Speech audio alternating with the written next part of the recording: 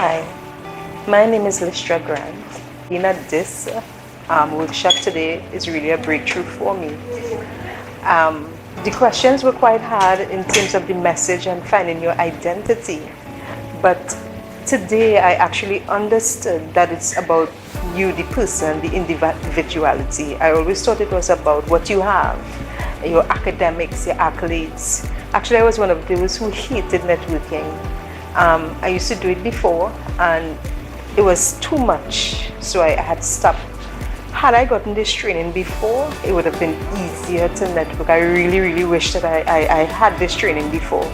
So now that I have it and I realize, hey, it's my everyday life, that I can just use to network. I don't have to have all the accolades like everybody else. So I think I would start enjoying network again. Thank you so very much. And of course, the branding. I understand that your branding is also part of your identity. And I think I'll definitely work on that. But thank you so very much. Today is a real breakthrough for me. I'm not kidding. It's a real breakthrough. So now I understand myself and now I can actually push forward to becoming that person and successful person that I want to be. Thank you.